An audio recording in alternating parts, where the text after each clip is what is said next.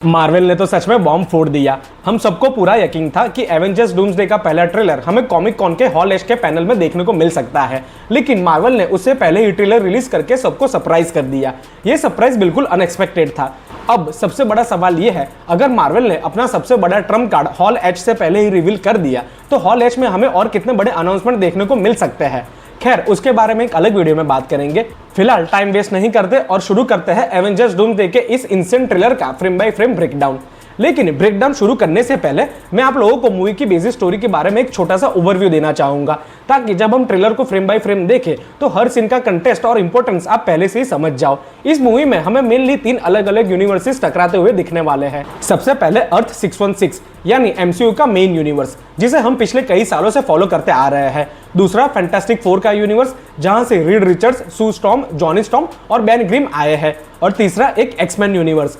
अब यहाँ एक इंटरेस्टिंग बात है, ये जो एक्समैन यूनिवर्स है, या ये वही ओरिजिनल फॉक्स एक्समैन यूनिवर्स होगा या फिर कोई कंप्लीटली नया अल्टरनेट यूनिवर्स, ये अभी तक ऑफिशियली कंफर्म नहीं किया गया है। लेकिन अगर मेरी थियरी की बात करूं तो मुझे लगता है ये एक अल्टरनेट टाइमलाइन हो सकती है जो X Men Days of Future Past के बाद क्रिएट हुई होगी। याद करो, मूवी के एंड में वुल्वरीन जब पास्ट को चेंज करता है तो फ्यूचर कंप्लीटली रीराइट हो जाता है और मार्वल चाहे तो उस रीरिटन टाइमलाइन को एक अल्टरनेट यूनिवर्स की तरह यूज कर सकता है। फिलहाल ये सिर्फ मेरी थियरी है, लेकिन ट्रेलर में जो जेवियर स्कूल और एक्समैन की कंडीशन दिखाई गई है उससे ये पॉसिबिलिटी काफी स्ट्रांग भी लगती है। अब सबसे बड़ा सवाल, ये इनकर्जन हो क्यों रहा है? देखो, इसको लेकर इंटरनेट पर ऑलरेडी काफी थियरीज चल रही है। सिर्फ इनकर्जन के रीजन पर ही मैं एक अलग डिटेल वीडियो बनाऊंगा, क्योंकि इस टॉपिक में डिस्कस करने के लिए बहुत कुछ है। लेकिन फिलहाल सबसे पॉपुलर थियरी की बात करते हैं, और ये थियरी डायरेक्टली कनेक्ट होती है लोकी सीजन 2 से। याद करो, सीजन 2 के एंड में लोकी ने अपनी पूरी फ्री विल सैक्रिफाइस कर दी थी, सिर्फ इसलिए ताकि सारी ब्रांच टाइमलाइन सर्वाइव कर सके, और उस दिन से वही मल्टीवर्स का लिविंग एंकर बन गया है। लेकिन अब शायद कुछ ऐसे इवेंट हुए होंगे जिनकी वजह से डॉक्टर डूम अपना प्लान एग्जीक्यूट करना शुरू कर देगा, और डूम को रोकने के लिए हो सकता है कि लोकी को अपनी वही पोजीशन टेम्पररी छोड़नी पड़े। अब यहाँ 2 पॉसिबिलिटीज बनती है। पहली, टीवी अब पहले की तरह अल्टरनेट टाइमलाइन को प्रूव नहीं कर रहा है, और दूसरी, अगर लोकी कुछ टाइम के लिए अपनी जगह छोड़ देता है तो नेचुरली मल्टीवर्स अनस्टेबल हो जाएगा, और इसी इंस्टेबिलिटी की वजह से इनकर्जन पहले से ही ज्यादा और स्पीड में होने लगेगा। कॉमिक्स में भी इनकर्जन के लिए कई अलग रीजंस दिए गए हैं। कभी किसी यूनिवर्स के कैरेक्टर्स दूसरे यूनिवर्स में चले जाते हैं, कभी टाइमलाइन के साथ छेड़छाड़ हो जाती है, तो कभी मल्टीवर्सल बैलेंस ही कोलैप्स होने लगता है। तो एमसीयू किस रीजन को चूज करेगा ये अभी कहना थोड़ा मुश्किल है, और असली रीजन तो हमें मूवी रिलीज होने के बाद ही पता चलेगा। अब बढ़ते हैं ट्रेलर के फ्रेम बाय फ्रेम ब्रेकडाउन की तरफ। ट्रेलर की शुरुआत होती है जेवियर स्कूल के एक पुराने टूटे फूटे और ऑलमोस्ट बर्बाद हो चुके बोर्ड के साथ, और सिर्फ इस एक शॉट से ही मार्वल हमें बहुत बड़ी इंफॉर्मेशन दे देता है। ये यूनिवर्स ऑलरेडी कोलैप्स होने के एज पर है, यानी डिस्ट्रक्शन अभी शुरू नहीं हुआ, डिस्ट्रक्शन पहले से ही शुरू हो चुका है, और इसी वजह से जेवियर इंस्टीट्यूट की ये कंडीशन देखने को मिल रही है। इसके तुरंत बाद हम प्रोफेसर चार्ल्स जेवियर को देखते हैं, जो अपने व्हील चेयर पर बैठे हुए विंडो के बाहर देख रहे होते हैं। और अगर आप इस शॉट को ध्यान से देखो तो दूर आसमान में एक जलती हुई दुनिया या फिर एक दूसरा अर्थ इस यूनिवर्स की तरफ आगे बढ़ता हुआ नजर आ रहा है। यानी 2 यूनिवर्सेस का कोलाइजन ऑलरेडी शुरू हो चुका है, और हर सेकंड के साथ वो और भी करीब आता जा रहा है। उस एनर्जी की इंटेंसिटी इतनी ज्यादा है कि दुनिया का सबसे पावरफुल टेलीपैथ प्रोफेसर एक्स भी सिर्फ उसे देख पा रहा है, रोक नहीं पा रहा। जो लोग कॉमिक्स को फॉलो नहीं करते उनके लिए मैं सिंपल लैंग्वेज में बता देता हूँ, जब 2 अलग अलग यूनिवर्सेस या 2 अर्थ एक दूसरे से फिजिकली टकराना शुरू कर देते हैं, उस इवेंट को मार्वल कॉमिक्स में इनकर्जन कहा जाता है। और अगर इसे टाइम पर ना रोका जाए तो दोनों यूनिवर्सेस कंप्लीटली तबाह हो सकते हैं, यानी सिर्फ एक दुनिया नहीं, दोनों दुनिया खत्म हो जाएगी। और इसी वजह से कॉमिक्स में इल्यूमिनेटी जैसे ग्रुप्स भी इनकर्जन को रोकने के लिए एक्सट्रीम डिसीजन लेने पर मजबूर हो जाते हैं। और आगे जैसे ही प्रोफेसर एक्स उस आसमान की तरफ देखते हैं, यही से ट्रेलर हमें पहली बार डॉक्टर डूम की प्रेजेंस का एहसास करवाना शुरू कर देता है, क्योंकि बैकग्राउंड में जो वॉइस सुनाई देती है वो 100% रॉबर्ट डाउनी जूनियर के डॉक्टर डूम की आवाज है। अब काफी लोग ये वॉइस पहली बार में पहचान नहीं पाएंगे, क्योंकि उसका रीजन भी है। यहाँ आरडीजे नॉर्मल इंग्लिश एक्सेंट में बात नहीं कर रहे, बल्कि लेटवेरियन एक्सेंट में बात कर रहे हैं। और अगर आप कॉमिक्स जानते हो तो आपको पता ही होगा कि डॉक्टर डूम लेटवेरिया का रूलर है, इसीलिए मार्वल ने उसकी वॉइस को भी उसके कैरेक्टर के हिसाब से कंप्लीटली ट्रांसफॉर्म कर दिया है। ये छोटी सी डिटेल ही बता देती है कि मार्वल इस कैरेक्टर को कितना सीरियसली ट्रीट कर रहा है। फिर डूम कहता है, something is coming, something we may not be able to deter before the day is done, यानी कुछ आ रहा है और शायद हम उसे रोक नहीं पाएंगे। इस दिन के खत्म होने से पहले हमें कुछ बहुत बड़े डिसीजंस लेने पड़ेंगे। लेकिन यहाँ एक वर्ड पर मैं स्पेशली आपका ध्यान दिलाना चाहता हूँ, मे, यानी शायद। डॉक्टर डूम ने ये नहीं कहा कि हम इसे रोक नहीं सकते, वो कह रहा है कि शायद हम इसे नहीं रोक पाएंगे। और मेरे हिसाब से एक वर्ड में डॉक्टर डूम पूरा गेम छुपा रहा है। क्योंकि इसका मतलब ये हुआ इनकर्जन को रोकना इम्पॉसिबल नहीं है, लेकिन उसके लिए शायद कुछ ऐसे सेक्रीफाइसेस करने पड़ेंगे जो कोई हीरो कभी एक्सेप्ट नहीं करेगा। और यही डॉक्टर डूम और एवेंजर्स के सोचने का तरीका अलग हो जाता है। हीरोज हर किसी को बचाना चाहेंगे, जबकि डूम शायद करोड़ों लोगों को बचाने के लिए लाखों लोगों की कुर्बानी देने के लिए तैयार हो जाएगा, सेम उसी तरीके से जैसे थैनोस करता था। और अगर कॉमिक की बात करूं तो वहां डॉक्टर डूम खुद को विलन नहीं बल्कि मल्टीवर्स का सेवियर मानता था। उसके हिसाब से जो भी वो कर रहा है वो सबकी भलाई के लिए कर रहा है, और इसी वजह से डॉक्टर डूम मार्वल के सबसे डेंजरस विलेंस में से एक बन जाता है, क्योंकि वो सिर्फ पावर के लिए नहीं अपने विजन के लिए लड़ता है। अब एक और इंटरेस्टिंग चीज नोटिस करो, डूम अपनी डायलॉग में बार बार दिस डे की बात कर रहा है, और ट्रेलर को पूरा देखने के बाद मुझे लगता है मूवी के ऑलमोस्ट सारे मेजर इवेंट सिर्फ कुछ ही घंटों के अंदर होने वाले हैं, क्योंकि इनकर्जन कोई ऐसी चीज नहीं है जो धीरे धीरे महीनों तक होती रहे। जैसे ही दो अर्थ एक दूसरे की ग्रेविटी में आना शुरू कर देते हैं वैसे ही काउंटडाउन शुरू हो जाता है, और उसके बाद हर सेकंड मैटर करता है। इसीलिए मुझे लगता है कि डूम्सडे का पेसिंग इन्फिनिटी वॉर की तरह बहुत फास्ट होने वाला है, जहां हीरोज को सोचने का भी वक्त नहीं मिलने वाला। और डूम की वॉइस के तुरंत बाद ट्रेलर हमें दिखाता है न्यू एवेंजर्स टावर। अब यहाँ काफी लोग कंफ्यूज हो गए थे कि ये नया टावर आया कहां से, लेकिन अगर आपने थंडरबोल्ट्स का पोस्ट क्रेडिट सीन देखा था तो आपको शायद इस टावर के बारे में पहले से ही पता होगा। ये कोई नई बिल्डिंग नहीं है, ये वही पुराना स्टार्क टावर है जो बाद में एवेंजर्स टावर बना था, और थंडरबोल्ट्स के एंड तक वैलेंटिना ने इस बिल्डिंग को ऑफिशियली अक्वायर कर लिया था, और उसके बाद उसका नाम चेंज करके न्यू एवेंजर्स टावर्स रख दिया था। यानी मार्वल ने थंडरबोल्ट्स के पोस्ट क्रेडिट सीन को डायरेक्टली यहां कंटिन्यू किया है। अब अगले सीन में हम देखते हैं एक स्पेसशिप लैंड करती है और उसमें से फैंटास्टिक फोर के मेंबर थॉर के साथ बाहर निकलते हैं और सीधा न्यू एवेंजर्स टावर की तरफ बढ़ रहे होते हैं। अब यहाँ भी थंडरबोल्ट्स के एंड क्रेडिट सीन को कनेक्ट किया गया है। अगर आपको याद हो तो थंडरबोल्ट्स के एंड क्रेडिट सीन में हमें जो फैंटास्टिक फोर का स्पेसशिप देखने को मिला था ये वही स्पेसशिप है। अब इस सीन में सिर्फ एंट्री देखकर एक्साइटेड मत हो जाना, क्योंकि यहाँ काफी बड़े क्वेश्चंस छुपे हुए हैं। सबसे पहला सवाल, थॉर फैंटास्टिक फोर के साथ कब से है, क्योंकि ट्रेलर में हमें इससे पहले उनका इंटरेक्शन नहीं दिखाया गया। तो मेरे हिसाब से मूवी के स्टार्टिंग के पोर्शन में ही फैंटास्टिक फोर सबसे पहले इनकर्जन को डिस्कवर करेंगे और उसके बाद किसी पॉइंट पर थॉर से उनकी मुलाकात होगी। मुझे इसमें इन्फिनिटी वॉर वाली फीलिंग आ रही है, जैसे उस मूवी में गार्डियंस ऑफ द गैलेक्सी और थॉर का अनएक्सपेक्टेड मीटअप हुआ था, वैसे ही यहाँ फैंटास्टिक फोर और थॉर की पेयरिंग देखने को मिल सकती है। जैसे ये सब एवेंजर्स के टावर के अंदर एंटर करते हैं, हम वहाँ ऑलरेडी पुराने एवेंजर्स के कुछ मेंबर्स को देखते हैं, बकी बार्न्स, स्कॉट लैंग और सैम विल्सन, और साथ ही न्यू एवेंजर्स की टीम भी वहां पे मौजूद है। लेकिन एक कैरेक्टर को मिस मत कर देना, स्क्रीन के कोने में बॉब यानी सेंट्री। और अगर थंडरबोल्ट्स की एंडिंग आपको याद हो तो बॉब का यहाँ होना परफेक्टली सेंस बनाता है। अभी शायद वो अपनी पावर्स को कंट्रोल कर रहा होगा, लेकिन अगर फ्यूचर में वॉइड बाहर आ गया तो एवेंजर्स के लिए डूम के अलावा एक और बहुत बड़ा थ्रेट खड़ा हो सकता है। मैं देखना चाहता हूं कि मार्वल सेंट्री को कितना पावरफुल दिखाती है और कैसे उसके कैरेक्टर को हैंडल करती है। अब इस सीन की टाइमलाइन की बात करते हैं। अगर आप एलेक्सी यानी ग्रेट गार्डियन के कपड़ों पर ध्यान दो तो ये वही आउटफिट है जो हमें थंडरबोल्ट्स के पोस्ट क्रेडिट सीन में देखने को मिला था। यानी मेरे हिसाब से ये पूरा सीक्वेंस उसी सीन का कंटिन्यूएशन होगा। लेकिन यहाँ एक और इंटरेस्टिंग मिस्ट्री है। आगे ट्रेलर में हम देखते हैं कि स्टीव रॉजर्स भी इसी स्पेसशिप में थॉर से मिलता है, तो फिर इस सीन में स्टीव नजर क्यों नहीं आ रहा है? अब यहाँ मेरे हिसाब से दो पॉसिबिलिटीज हो सकती है। पहली, मार्वल ने जानबूझकर स्टीव को सीजीआई से ट्रेलर से रिमूव कर दिया हो, जैसा वो पहले भी करता आया है। इन्फिनिटी वॉर और एंड गेम के ट्रेलर्स में भी मार्वल ने ऑडियंस को मिसडायरेक्ट करने के लिए मल्टीपल शॉट्स को एडिट किया था। लेकिन मुझे दूसरी पॉसिबिलिटी ज्यादा स्ट्रांग लगती है, और वो ये है कि स्टीव से मिलने वाला सीन अभी इस मीटिंग के बाद होने वाला है, क्योंकि अगर आप ध्यान दो तो इस वक्त म्योनिर अभी भी थॉर के पास है, और अगर थॉर पहले से ही स्टीव से मिल चुका होता तो म्योनिर स्टीव के हाथ में होता। इसलिए मुझे लगता है ये दोनों सीन ट्रेलर में उल्टे ऑर्डर में दिखाए गए हैं ताकि ऑडियंस को एक्चुअल टाइमलाइन का अंदाजा ना लगे। और अगर आपको लग रहा है कि एवेंजर्स टावर्स के अंदर बस एक नॉर्मल टीम मीटिंग चल रही है तो जरा इस सीन को दोबारा ध्यान से देखना, क्योंकि मार्वल ने इस एक फ्रेम में पूरी मूवी का स्केल छुपा के रखा है। जैसे ही कैमरा थोड़ा और वाइड होता है, बैकग्राउंड में लगे हुए डिस्प्ले पर कुछ ऐसा दिखाई देता है जो शायद पहली बार देखने में बहुत लोग मिस कर जाएंगे। हम 3 अलग अलग अर्थ को एक दूसरे की तरफ बढ़ते हुए देख रहे हैं और साइड में एक काउंटडाउन जैसा इंटरफेस भी चल रहा है, जो ये इंडिकेट कर रहा है कि इनकर्जन ऑफिशियली शुरू हो चुका है। यानी अब ये सिर्फ एक पॉसिबिलिटी नहीं रही, क्लॉक ऑलरेडी टिकल करना शुरू कर चुकी है। और मैंने आपको स्टार्टिंग में ही बताया था, मेरे हिसाब से यहाँ 3 अर्थ होने वाले हैं। एमसीयू का अर्थ 616, फैंटास्टिक फोर का यूनिवर्स और तीसरा एक्समैन का यूनिवर्स। लेकिन यहाँ मुझे एक और इंटरेस्टिंग चीज फील हुई। अगर आप रूम में मौजूद सभी कैरेक्टर को देखो तो लगता ही नहीं कि ये सिर्फ एक डिस्कशन चल रहा है। मुझे लगता है यही से एवेंजर्स अपने मिशन में डिवाइड होने वाले हैं, और अगर मेरा प्रेडिक्शन सही निकला तो टीम कुछ इस तरह स्प्लिट हो सकती है। एक ग्रुप वकांडा और टेलोकन जाएगा नेमोर से मिलने, दूसरा ग्रुप एक्समैन वाले यूनिवर्स में एंटर करेगा ताकि वहां के म्यूटेंट्स को वॉर्न किया जा सके, और तीसरा सीधा डॉक्टर डूम को ढूंढने निकलेगा और उस टीम का सबसे इंपॉर्टेंट मेंबर होगा थॉर।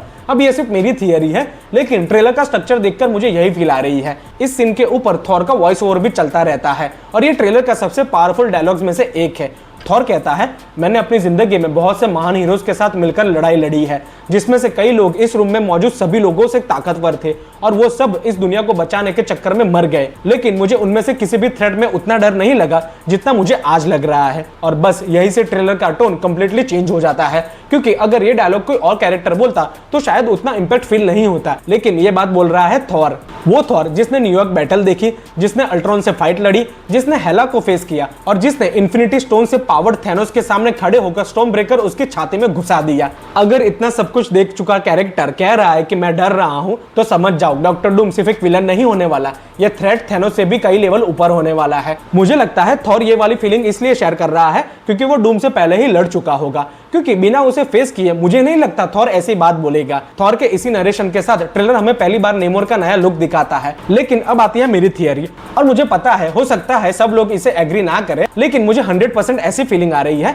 कि नेमोर इस मूवी में हीरोज की साइड नहीं होने वाला। मेरे हिसाब से वो डॉक्टर डूम के साथ खड़ा नजर आ सकता है और इसके पीछे भी रीजन काफी स्ट्रॉन्ग है। डॉक्टर डूम शायद नेमोर को एक प्रॉमिस दे दे कि डूम्सडे के बाद टेलोकॉन और उसके लोग सर्वाइव करेंगे, बाकी दुनिया का क्या होगा उससे डूम को कोई फर्क नहीं पड़ेगा, और नेमोर अपनी प्रजा को बचाने के लिए शायद ये डील एक्सेप्ट कर ले। और अगर आप वकांडा फॉरएवर याद करो तो नेमोर का पूरा कैरेक्टर ही इसी फिलोसॉफी पर बेस्ड था। उसके लिए सबसे पहले उसके लोग आते हैं, उसके बाद बाकी दुनिया। इसीलिए मुझे नहीं लगता वो बिना किसी सेल्फिश मोटिव के एवेंजर्स की हेल्प करेगा। हाँ, हो सकता है कि मूवी में एंड में उसका रिडेम्पशन हो, लेकिन स्टार्टिंग में मैं उसे डूम के कैंप में ही देख रहा हूँ। और इसी थियरी को ट्रेलर में अगला सीन और भी सपोर्ट करता हुआ लग रहा है। हम देखते हैं शूरी, अंबाकू और एवेंजर्स के कुछ मेंबर्स टेलोकन में खड़े होते हैं और सामने नेमोर के वॉरियर्स। एटमॉस्फेयर देखकर ही समझ आ रहा है कि यहाँ वेलकम नहीं हो रहा, सिचुएशन कभी भी वॉर में बदल सकती है। ये देखकर मुझे तुरंत वकांडा फॉरएवर की एंडिंग याद आ गई, जहां नेमोर और शूरी ने टेम्पररी पीस तो कर ली थी, लेकिन ट्रस्ट कभी भी बिल्ड नहीं हुआ। हो सकता है एवेंजर्स यहाँ नेमोर से लड़ने नहीं बल्कि उसे रिक्रूट करने आए हो, क्योंकि अगर पूरा मल्टीवर्स डेंजर में है तो एवेंजर्स को हर पावरफुल हीरो की जरूरत पड़ सकती है, और नेमोर चाहे हीरो हो या एंटी हीरो, उसकी पावर को इग्नोर करना इम्पॉसिबल है। लेकिन प्रॉब्लम वही है, नेमोर किसी के लिए फ्री में काम नहीं करेगा, उसे बदले में कुछ ना कुछ जरूर चाहिएगा। और अगर उस वक्त डॉक्टर डूम ने बेटर ऑफर कर दी तो चांसेस है कि नेमोर एवेंजर्स को मना कर दे और वहीं से कॉन्फ्लिक्ट और बड़ा हो जाएगा। और यही से ट्रेलर का पेस और भी ज्यादा फास्ट हो जाता है, क्योंकि वकांडा और टेलोकन के टेंशन वाले सीन के बाद मार्वल हमें एक ऐसी झलक दिखाता है जिसका इंतजार शायद हर एमसीयू फैन सालों से कर रहा था, थॉर वर्सेस डॉक्टर डूम। लेकिन फिलहाल उस फाइट को थोड़ी देर के लिए होल्ड करते हैं, क्योंकि ट्रेलर हमें तुरंत एक और यूनिवर्स में ले जाता है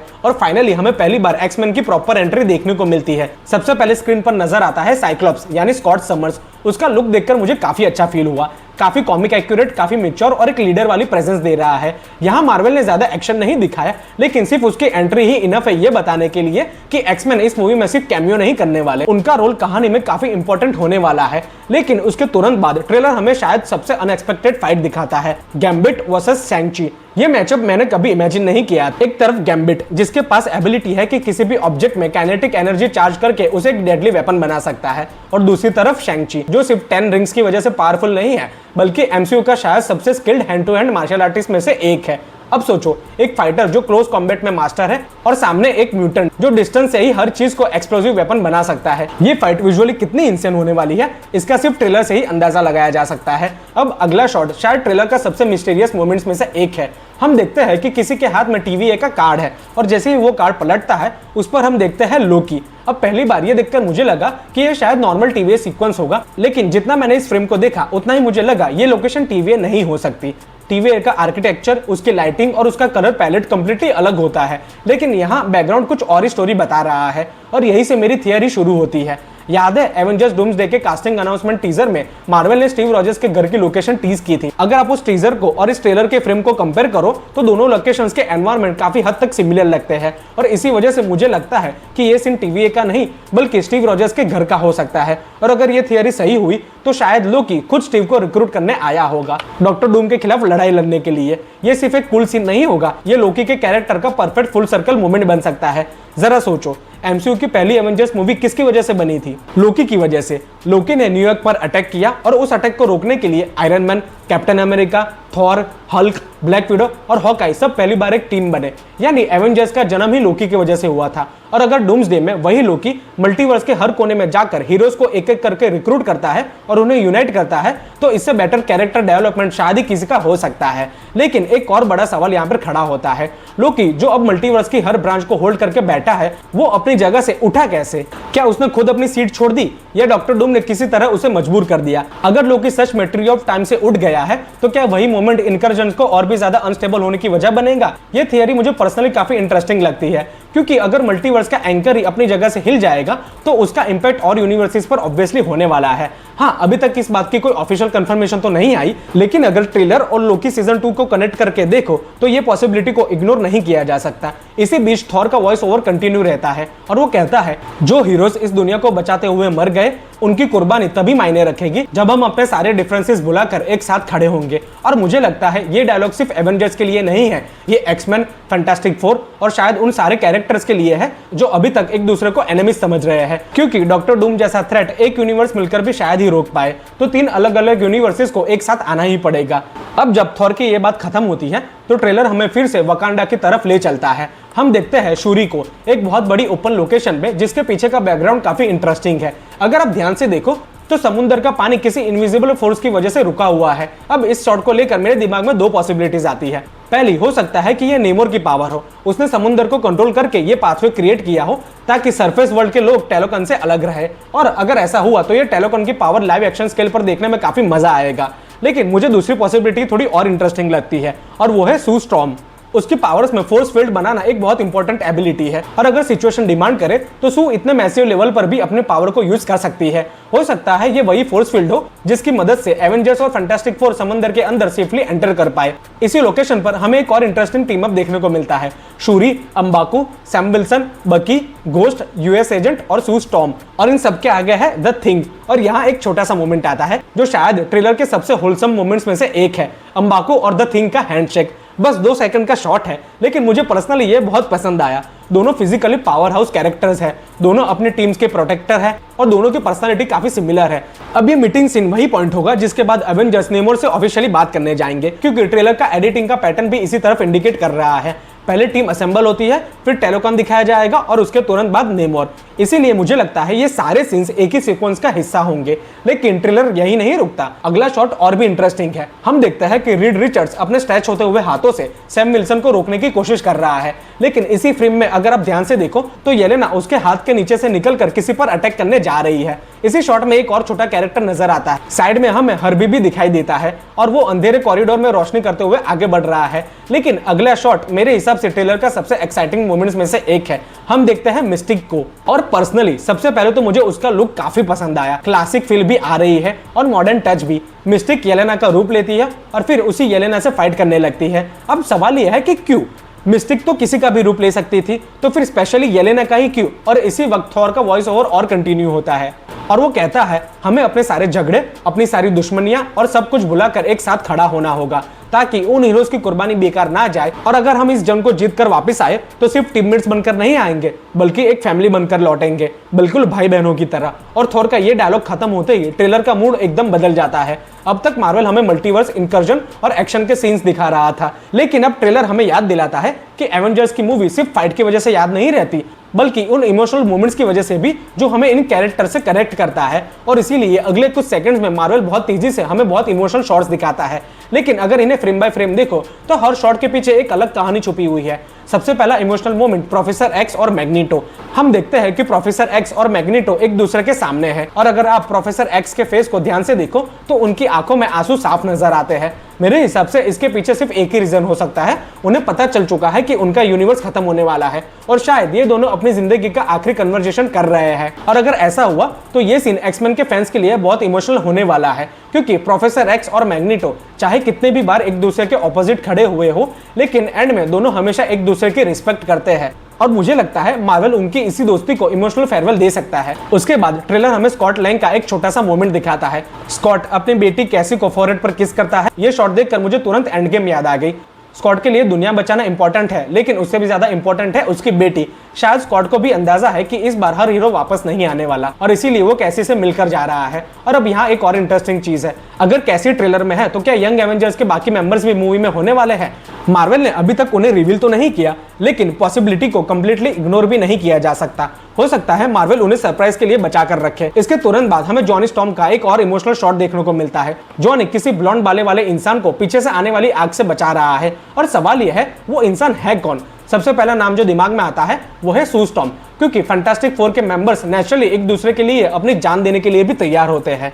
लेकिन एक और पॉसिबिलिटी भी है, क्या ये फ्रैंकलिन रिचर्ड्स भी हो सकता है? अगर मार्वल ने फ्रैंकलिन को इस मूवी में इंट्रोड्यूस कर दिया तो मल्टीवर्स सागा का पूरा स्केल ही चेंज हो जाएगा। और एक और बात नोटिस करना, जॉनी खुद ह्यूमन टॉर्च है, आग उसका कुछ नहीं बिगाड़ सकती, लेकिन फिर भी वो किसी को बचाने के लिए इतना डेस्परेट है, यानी सिचुएशन बहुत डेंजरस हो चुकी है। और उसके बाद ट्रेलर हमें सू स्टॉर्म का एक इमोशनल मोमेंट दिखाता है, वो शूरी को गुड बाय कह रही होती है। अब यहाँ एक बड़ा सवाल खड़ा होता है, सू अकेली कहाँ जा रही है? क्या वो किसी अलग मिशन पर जा रही है या वो खुद डॉक्टर डूम का सामना करने वाली है? क्योंकि फैंटास्टिक फोर और डॉक्टर डूम का कनेक्शन मार्वल हिस्ट्री का सबसे पुराने राइवलरीज में से एक है। और अगर फाइनल बैटल से पहले सू किसी अलग ऑब्जेक्ट के पीछे जा रही है तो उसके पीछे का रीजन बहुत बड़ा होना चाहिए। इसके बाद ट्रेलर हमें दोबारा एक्समैन यूनिवर्स में ले जाता है और इस बार स्क्रीन पर सिर्फ एक ही नाम छा जाता है, गैम्बेट। उसका एक्शन शॉट ऑनेस्टली बहुत ही स्टाइलिश लग रहा था और मुझे लगता है थिएटर में जब भी गैम्बेट का पहला प्रॉपर एक्शन सीक्वेंस देखने को मिलेगा ऑडियंस जबरदस्त चीयर करने वाली है, क्योंकि गैम्बिट उन कैरेक्टर्स में से है जिसे फैंस सालों से एमसीयू में देखना चाहती है।